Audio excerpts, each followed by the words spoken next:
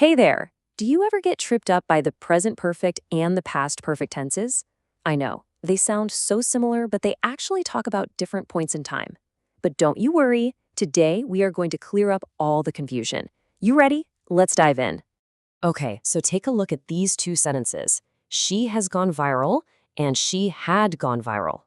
That one little word change, from has to had, completely changes the meaning. It changes the timing of everything. Let's figure out how. So, what is the real difference here? And maybe more importantly, when do you use each one? I know this can be a little tricky for a lot of people, but stick with me. I promise by the end of this, it's going to feel so much easier. All right, here's our game plan. First, we're going to solve the mystery of why these are even called perfect tenses. Then, we'll break down the present perfect, and after that, the past perfect. And finally, we'll wrap it all up with the key difference.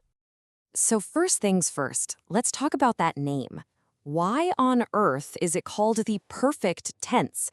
It turns out, the answer to that question is the secret to understanding everything else. Well, the word perfect actually comes from an old Latin word, perfectus. Now get this, perfectus doesn't mean the best or flawless. It just means completed or finished. So in grammar, when we say perfect, we just mean the action is done. And that right there is the big idea. So whenever you see a perfect tense, I want your brain to just think, okay, we're talking about an action that is completed. This simple idea really helps us map out the timeline of events. Now, before we jump into the differences, let's look at something they both have in common. And it's actually good news. They both use the past participle. That's just the third form of the verb, like gone, done, eaten, or cooked. So this is great. You only have to learn one verb form to use with both tenses. All right, you ready? Let's tackle our first tense, the present perfect. And again, the name gives us a huge clue. It's all about connecting the past with the present with right now. Here is the main rule to remember. We use the present perfect for an action that happened in the past, but has a result that's important now. The focus is really on the result in the present, not so much on when the action happened. For instance, if I say, I've lost my laptop, I'm telling you about the result. And what is that result?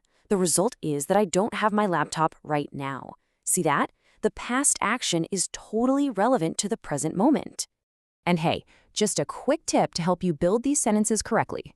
We use have with I, you, we, and they. And we switch to has for he, she, and it. It's a simple little rule, but it's super important to get right. Okay, let's move on to our second tense, the past perfect. Now, remember how the present perfect connects the past to now? Well, the past perfect is different.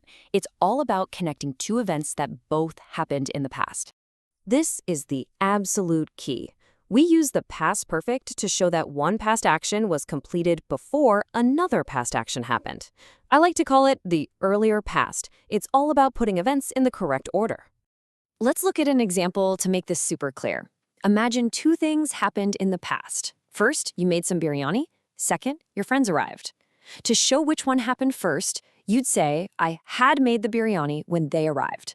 Using had made tells us that making the food was the first action. Okay, let's put them side by side.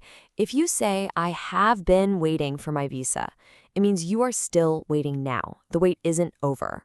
But if you say, I had been waiting for my visa when they put a stay on applications, that means your wait finished in the past. It's not connected to now at all. Phew!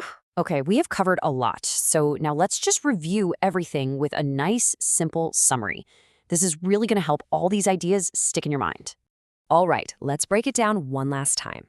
For the present perfect, the timeline is a past event that's connected to now. It's relevant to the present. For example, I have finished my project, which means, yay, it's done now. For the past perfect, the timeline is all in the past. It's a past event that happened before another past event. It has no relevance to the present, like, I had finished my project before the deadline. Both the finishing and the deadline are in the past. All done. Okay, now it's your turn to practice. Think about yesterday. Before you went to sleep last night, what had you already done? For example, you could say, I had already brushed my teeth. Or maybe I had already watched a movie. Go ahead, try to make your own sentence. You've got this. And remember, practice is what makes it all click.